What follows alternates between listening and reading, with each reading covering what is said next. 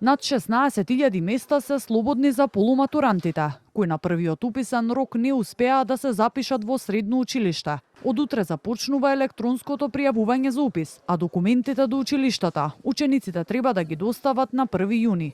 Јаневска подсетува дека онаму каде што ќе има повеќе пријавени ученици, на 4 јули ќе се одржи приемен испит. Според неа, новите законски измени, со кои од идната година во основните и средните училишта нема да може да се поправаат оценки на наставнички совет, ќе овозможат реално оценување, наместо огромен број на ученици со сите петки, кои мака мачат да се запишат во средно училиште. Пораката е јасна. Ако сакате добра оценка, мора да учите. Истото тоа идната година ќе го направиме и за учениците во средно образование, но можноста не им ја земена.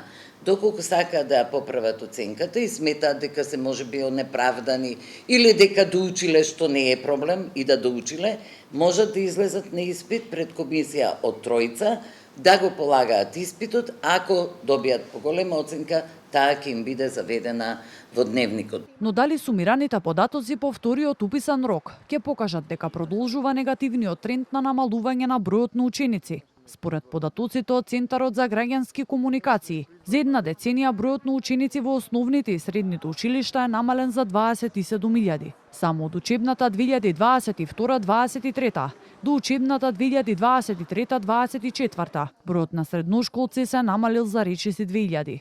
Јаневска вели оптимист во однос на овогодинешните бројки, а за да се намали одливот на мозоци потребно е повеќе фокус да се стави на дуалното образование и да се олесни пристапот до пазарот на трудот веднаш по завршувањето на образованието.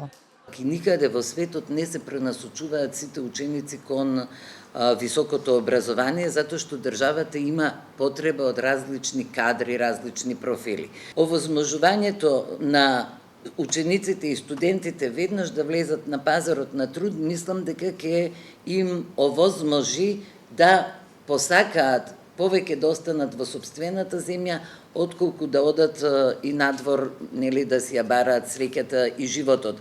Јаневска најави дека следните уписи во средните училишта ќе бидат поедноставни. Учениците ќе имаат можност електронски да поднесат целата документација за упис, без дополнително да ја носат и во училиштата.